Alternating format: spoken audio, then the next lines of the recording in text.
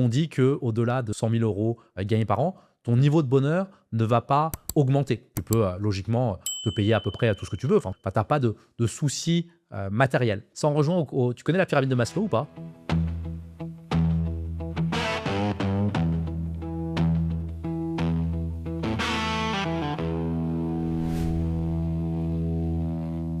Ouais, c'est vrai que l'argent, c'est central, hein. Pour tout le monde, on a besoin d'argent, hein, au quotidien. Tous les mois, il faut payer son loyer, son crédit, ses factures. L'argent, c'est le carburant de la vie. Et il faut avoir un bon rapport avec celui-là. Moi, je sais, Ronan, que mon rapport à l'argent, c'est un peu une relation d'amour et de haine. Parce que D'accord. l'argent lui-même ne me procure pas d'émotion ni de sensation. Tu sais, moi, j'ai fait pas mal de ventes dans ma vie, dans mon parcours professionnel. Bah, quand tu commences à gagner tes premiers bons salaires en tant que commercial, bah, moi, quand j'ai reçu ces premiers salaires-là, j'ai pas reçu la dose d'émotion ou de dopamine que je pensais avoir D'accord. en recevant ce salaire-là. Alors, bien sûr que j'étais content parce que ça me permet de vivre et d'avoir une vie qui est agréable, mais l'argent en lui-même ne me donne pas d'émotion. Par T'étais pas en contre, mode Loup de Wall Street où chaque fois que tu fais un deal, tu fais ouh. je suis Ah, content, mais je suis plutôt content par rapport au résultat que je vais délivrer à mon client. ok. De me dire que la personne, la solution qu'il va utiliser, ça va l'aider dans son business ou dans sa vie. Moi, j'ai beaucoup plus d'émotions quand justement, bah, j'accompagne quelqu'un avec ma formation en méditation et que cette personne-là me dit qu'il a pu, il ou elle a pu conquérir ses peurs en faisant cette formation et qu'il a pu lancer un projet qui lui tient à cœur et ça l'a aidé. Alors bien sûr, avant, il faut avoir une transaction et il faut que je l'accompagne parce que quand tu mets de l'argent sur la table, tu vas être beaucoup plus à même d'être investi et de pouvoir avancer dans ton projet. Mais c'est Bien sûr. plus le fait, tu vois, d'accompagner des personnes, de les aider, ce que les expériences que l'argent va me procurer, de pouvoir voyager. Comme tu sais, ces derniers mois, j'ai pu pas mal voyager de par le fait de travailler totalement à distance. Et ben, ça m'a aussi fait réaliser que l'argent est un outil par rapport à ça, Hmm. pour les voyages, pour la liberté, d'avancer, de pouvoir aider, d'accompagner des personnes, de développer mon business. Mais l'argent en lui-même, moi, ne me procure pas plus d'émotions que ça. Voilà. Je ne sais pas, toi, comment tu te situes par rapport à ça ou ton rapport avec l'argent. Moi, j'aurais tendance à voir l'argent plutôt comme un moyen qu'une finalité. Et effectivement, alors, notre éducation fait qu'on voit souvent l'argent comme une finalité. Souvent, le but de notre vie, c'est le chiffre qu'il y a sur notre fiche de paye, ce qui est assez déprimant au final quand on y pense. C'est vrai. Mais voilà, en fait, il faut vraiment que l'argent serve à accomplir des projets et de pas que ce soit vraiment un objectif de vie qu'on court après constamment. Parce que forcément, même si on gagne de l'argent, on gagne de plus en plus d'argent, on voudra toujours en gagner plus. Hmm. Donc, c'est vraiment une course sans fin. Et une expression que j'aime bien, c'est ne pas perdre sa vie à la gagner. Ouais. Ça, c'est vraiment marquant parce que on se dit, il y a vraiment des gens qui perdent toute leur vie à essayer d'accumuler des richesses et de l'argent. Et au final, qui passent à côté de beaucoup de choses qui sont d'autant plus intéressantes, voire beaucoup plus intéressantes. Le picsou de la famille. Tu sais, dans les familles, enfin, dans certaines familles, tu as un oncle qui meurt et tu Milliardaire, réalises qu'il est possiblement. milliardaire, ça sera encore mieux. Mais tu réalises qu'il est millionnaire. Ouais. Et en fait, qu'il avait toujours la même voiture, le même style de vie depuis des années. Parce qu'il a accumulé de l'argent et des richesses, mais il s'en est jamais servi autour de lui, par peur de manque, par peur, peut-être par radinerie ou autre. Mais c'est dommage parce que l'argent, ça reste justement une énergie. Et comme tu dis, il faut pas voir ça comme une finalité. Moi, je pense que c'est un énorme piège de dire que voilà, quand j'aurai telle somme d'argent, j'aurai atteint tel niveau de bonheur. Bah, tu sais, souvent, tu as des personnes qui découvrent qu'en fait, l'argent, c'est pas une étape. Et qui sont très déçus parce qu'ils ont gagné X montant d'argent, un certain montant d'argent qu'ils avaient défini. Et moi, j'ai eu plein d'histoires que j'ai entendues de personnes qui sont multimillionnaires ou milliardaires et qui n'ont pas justement de bonheur intérieur ou qui ne sont pas épanouis dans leur vie, alors que matériellement, ils peuvent tout s'acheter. Tu sais, il y a une étude que j'aime bien où on dit qu'au-delà de 100 000 dollars, 100 000 euros gagnés par an, ton niveau de bonheur ne va pas augmenter. 100 000 euros par an, ça fait à peu près 8 300 euros par mois. Donc, c'est un très, très bon salaire en C'est déjà pas France, mal. hein. Tu peux logiquement te payer à peu près tout ce que tu veux. Enfin, en tout cas, tu peux avoir une belle maison, un bel appartement, aller au restaurant, faire des Hmm. vacances. Tes enfants, tu peux les mettre dans une bonne école. Enfin, tu n'as pas de soucis matériels.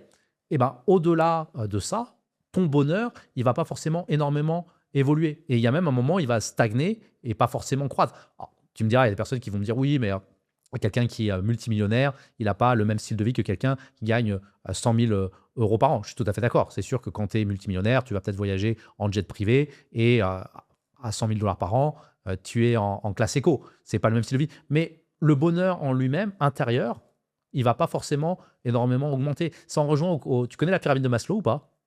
Ouais, j'avais étudié ça à la fac, comme Ouais, beaucoup de gens, j'imagine. ouais. Ou dans les cours d'économie Dans les au cours lycée. d'économie. Ouais.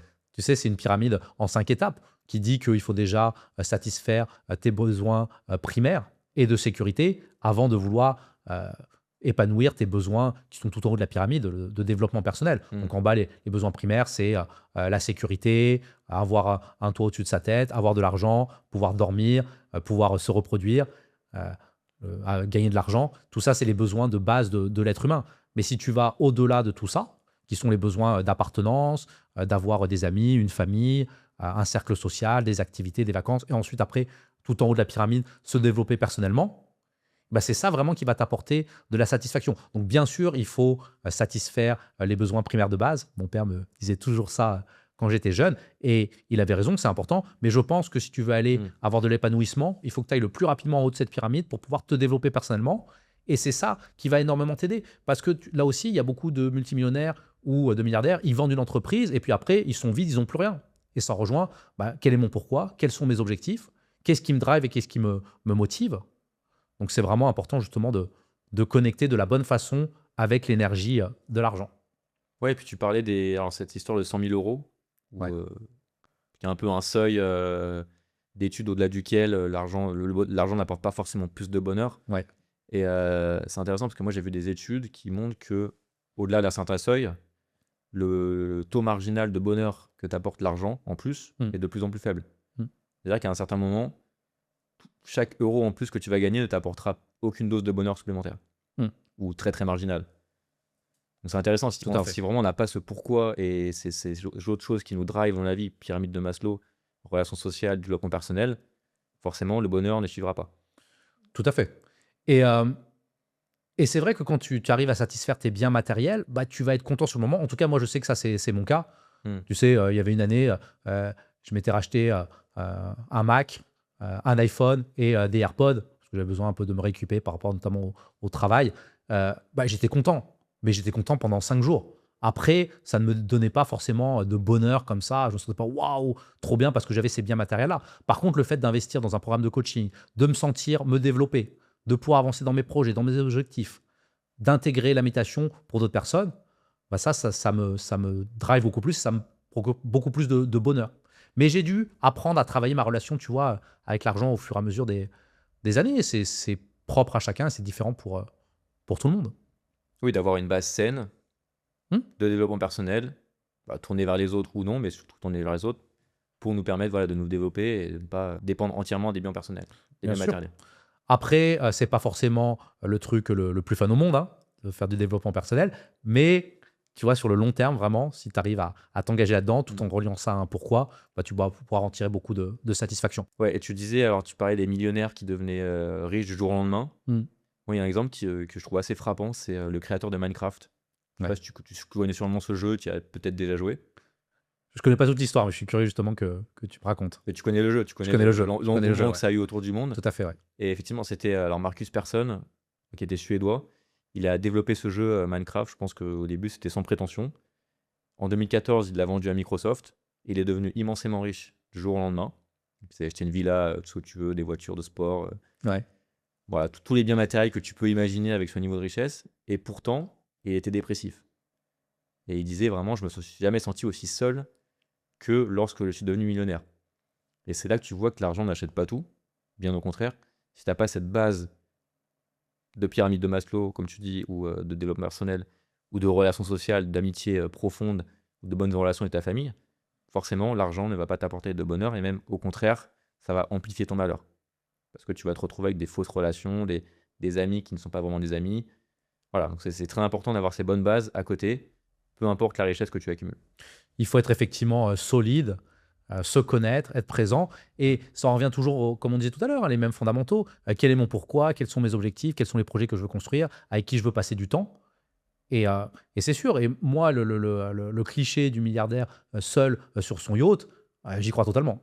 Le gars qui a énormément réussi en business parce qu'il avait un talent et des compétences, mais qui s'est isolé et qui a atteint l'objectif. Mais après, il regarde autour, il n'y a plus personne. Ouais.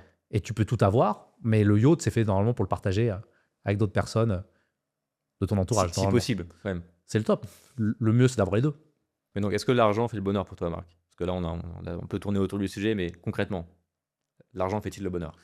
Pour moi, l'argent, il fait pas le bonheur. Par contre, les expériences que ça va te procurer, ça va te donner du bonheur. Parce que je ne crois pas du tout au fait d'être broke et de pouvoir atteindre ses objectifs. Tu vas pas t'épanouir dans la pauvreté, hein. Si tu es stressé pour le fait de payer ton loyer ou tes factures, ça va être compliqué d'avancer. Forcément. Moi, le bonheur, pour moi, avec l'argent, c'est les expériences que je vais avoir, de pouvoir investir dans un voyage, de pouvoir investir dans mon business, de développer mes projets de formation, d'accompagner des personnes, comme j'en parlais tout à l'heure. Moi, je pense que la satisfaction, elle vient de là. Ce que l'argent, comme moyen, comme énergie, comme flux cosmique, flux spirituel, ça va t'apporter. J'ai entendu une histoire à propos de Grant Cardone. Ouais. Tu le connais sûrement parce que tu m'en parles beaucoup. Et il avait mené une expérimentation, en fait, où, alors tu sauras peut-être mieux l'expliquer, mais il avait fait un défi, je crois, sur 1 mois ou 2 mois, où son but, c'était de partir à zéro et de monter un business. Ouais. Est-ce que ça te parle, ça? Grant Cardone, qui est un de mes plus importants mentors, lui, il y a 4-5 ans, c'est pendant la période du Covid, je crois qu'il a tourné ce projet-là. C'est une émission, un show de TV américain, où il donne à quelqu'un qui a bien réussi dans les affaires, un homme ou une femme, 100 $, un vieux pick-up, un vieux camion et un téléphone pourri. Et en 90 jours, en 3 mois, la personne doit monter un business qui a une valorisation au bout des 3 mois d'1 million de dollars. Donc en gros, la boîte que tu crées, elle doit valoir 1 million de dollars. Ils ont 90 jours pour Ok. faire ça.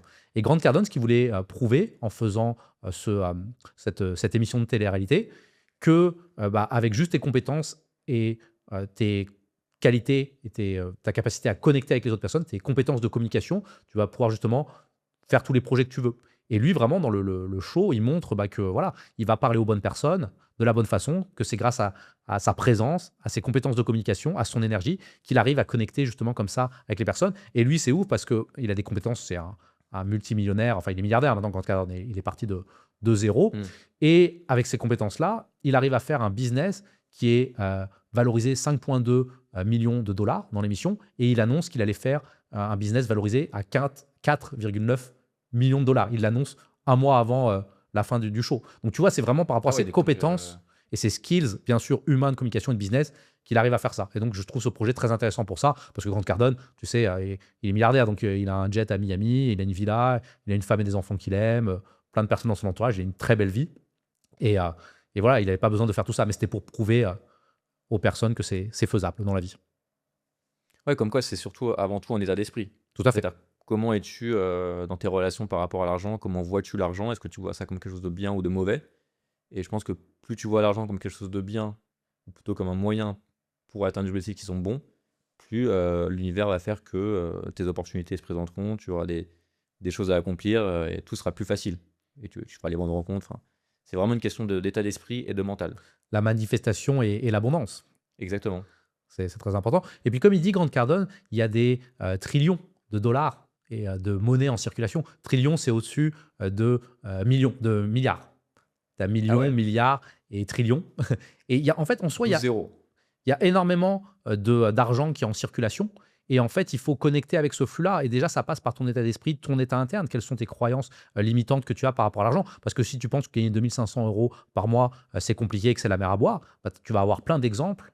On parlait la dernière fois de manifestations, d'exemples qui vont se prouver dans le monde que tu vas galérer à être abondant avec l'argent. Alors là aussi, bien sûr, ça se fait dans le temps, ça se fait pas en quelques jours. Mais le fait d'être abondant, d'avoir un bon rapport sain avec l'argent et de te dire que c'est juste une énergie comme une autre, ça va te permettre de te connecter beaucoup plus facilement au flux spirituel qu'est l'argent.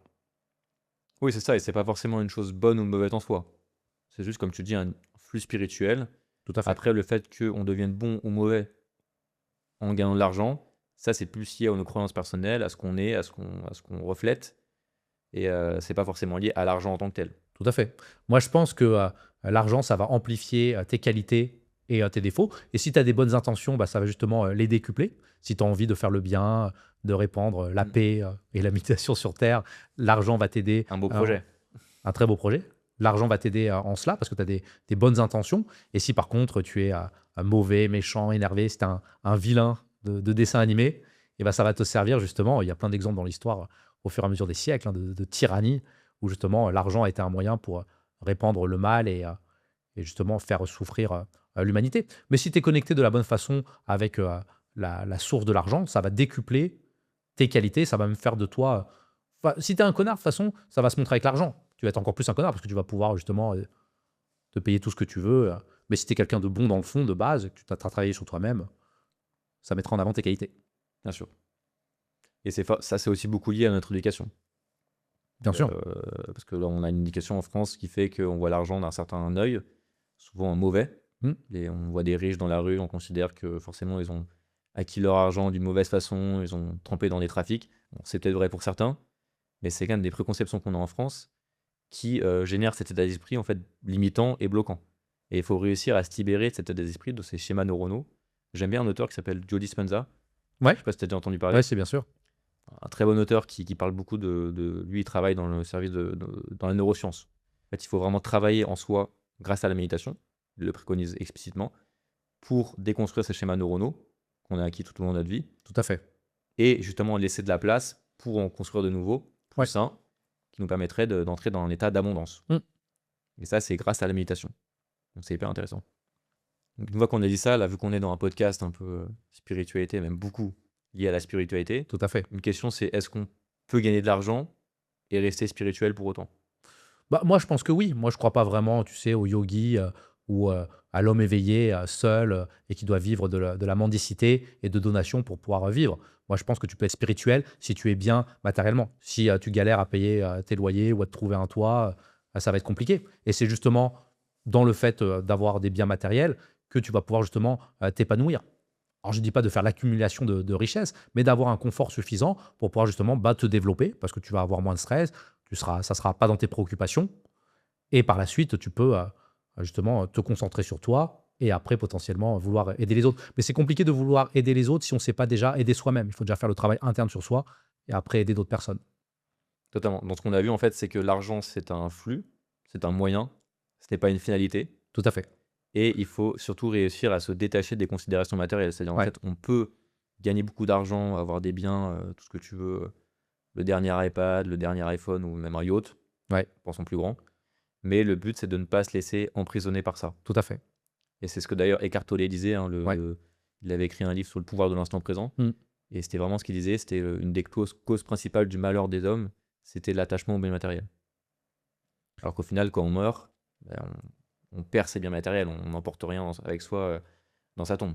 Tout à fait. Il faut vraiment voir l'argent comme une énergie cosmique qu'on ne va pas emporter dans la tombe. On va mourir, aller au cimetière, les poches vides. Et il faut ne pas en être trop attaché parce que si ton mental est fixé sur l'argent, sur Terre, bah, et après même dans la mort, bah, tu risques de l'emporter avec toi.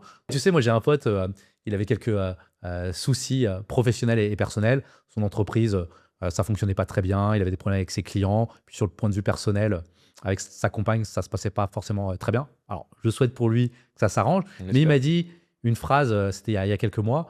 Bah, tu sais, Marc, je vais partir comme je suis arrivé, une main devant, une main derrière. Et il a dit ça en rigolant, mais dans le fond, je trouvais que c'était vrai parce que tu vois, il a plus de 50 ans. Et ouais, en fait, le fond de la vie, c'est ça, c'est que tu repars comme tu es venu, tout nu, sans rien. Mm.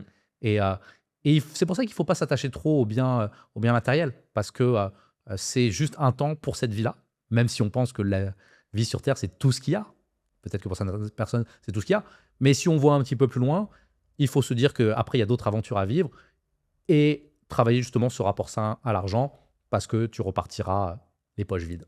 Donc autant te dire, bah, c'est une énergie dont je me sers pour pouvoir faire mes projets, avancer dans ma vie. Et j'ai un bon rapport avec cette énergie-là de ma vie sur Terre. Et après, justement, tu passes à autre chose parce que dans l'autre monde, le mental peut aussi te piéger. Si tu es encore attaché au bien matériel, tu ne pourras pas évoluer par la suite. Parce qu'il y a une suite, Ronan. Exactement. Une très belle image en tout cas. Tout à fait. Et la mort ne doit pas être vue comme quelque chose qui est mauvais ou une fin en soi. Il y a toujours, on a tous, tu sais, un point de départ, un point d'entrée, un point de sortie. La naissance et la mort, c'est les plus grands marchés, si on A parle d'un point de priori. vue business au monde. Et il faut justement, au fur et à mesure de sa vie, s'éduquer par rapport à ça, casser ses croyances limitantes et avoir une bonne éducation, un bon rapport à l'argent. Oui, en parlant de croyances limitantes, alors on parle de concepts assez généraux, d'exemples de personnalités connues, mais même nous, à notre niveau, on a nos propres croyances limitantes qui sont liées à des expériences familiales. Alors, je sais pas si toi, tu as une expérience familiale particulière par rapport à l'argent qui t'a un peu matrixé, façonné au début de ta vie et même maintenant. Bah ouais, on prend beaucoup en fait les schémas familiaux. quand on grandit. Moi, je voyais mon père qui travaillait énormément, qui était très professionnel, très rigoureux, toujours là pour sa famille. Il faisait en tout cas toujours face à ses responsabilités. On n'a jamais manqué de rien. Mon père gagnait très bien sa vie. On a pu faire des beaux voyages, des belles vacances. Enfin, on a vraiment une vie très belle. Euh, mais je voyais que le rapport qu'il avait lui-même avec l'argent était, on va dire, conflictuel. C'était pour lui une grande source de bonheur de pouvoir justement aider à accompagner sa famille, et je le remercie énormément pour ça. Mais aussi, il se mettait une pression par rapport à ça qui était, je pense, un peu trop importante. Et ça peut aussi te ronger intérieurement et te faire stresser, hein, tout simplement.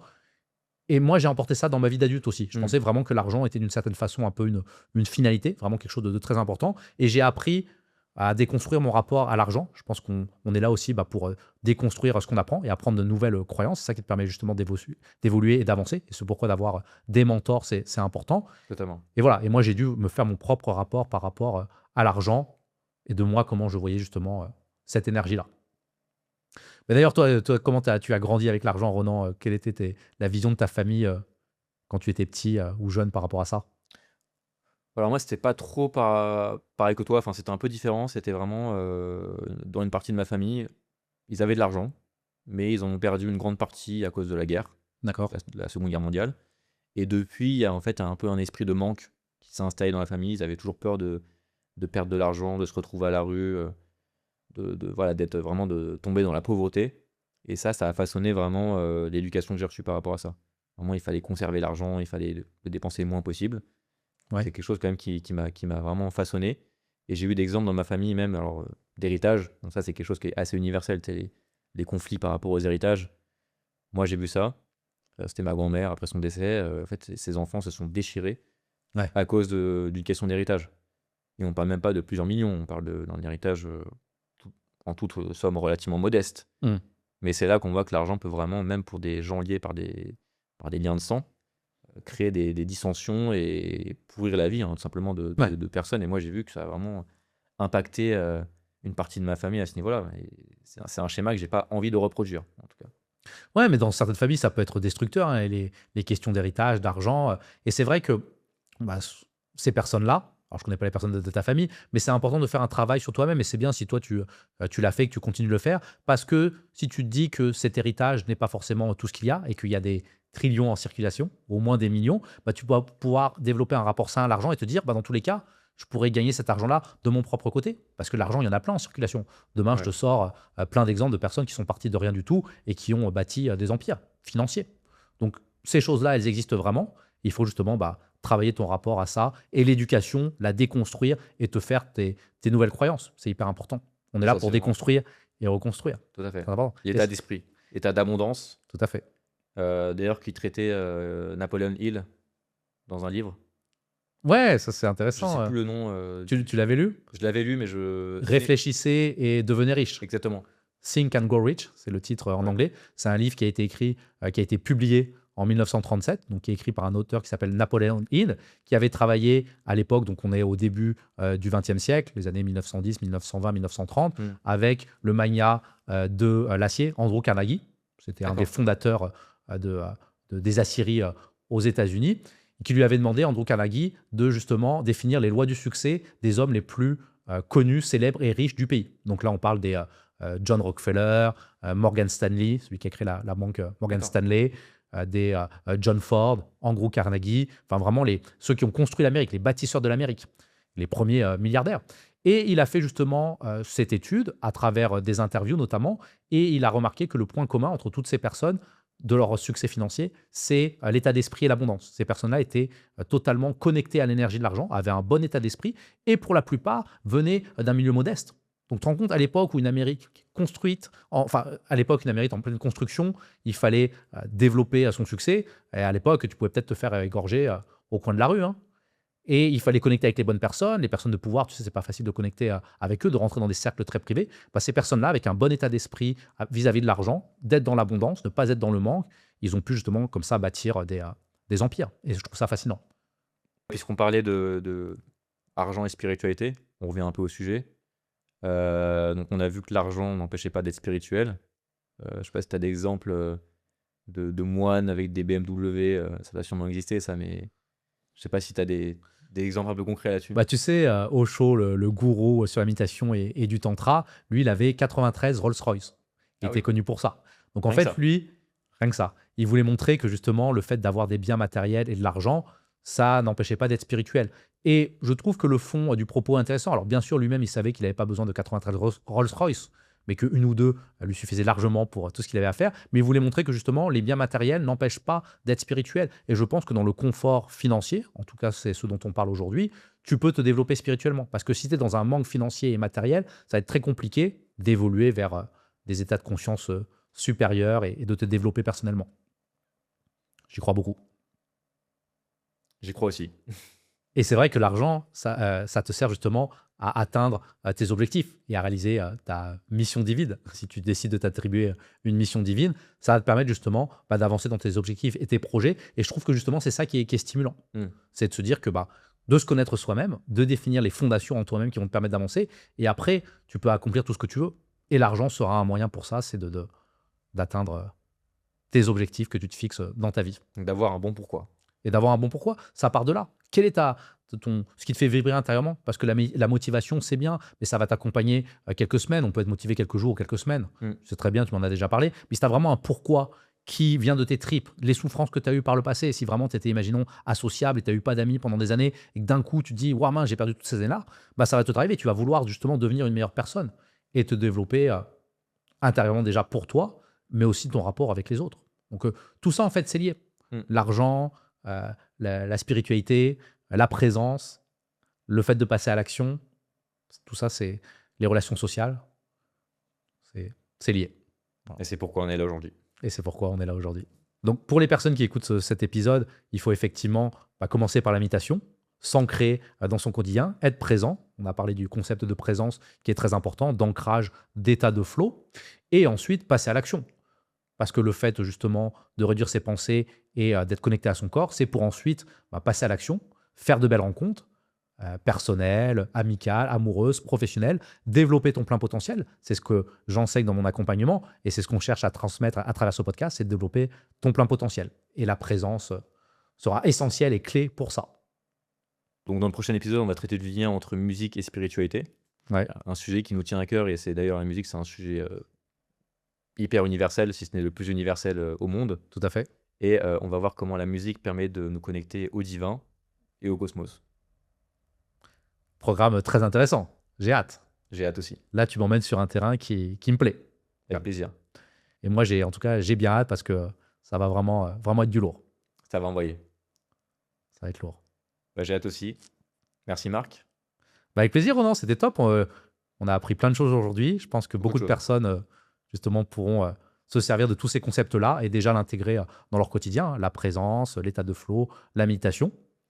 En tout cas, abonnez-vous à la chaîne. On va continuer à faire d'autres épisodes. Commentez, likez, partagez. Le but, c'est d'être engagé vraiment dans ce processus et que ce soit une discussion, qu'on puisse parler de tout ça et éveiller notre conscience divine et cosmique ensemble. Donc, pensez à nous suivre et pour les prochains épisodes. À liker, à commenter, à partager et faire grandir cette chaîne, car on a quand même beaucoup de choses à vous partager. Là, c'est que le début. Vous verrez, vous ne serez pas déçus. Super. Et au top. On se voit dans le prochain épisode. Ça marche. Merci Maïmo. Salut Marc, à toutes. Ciao.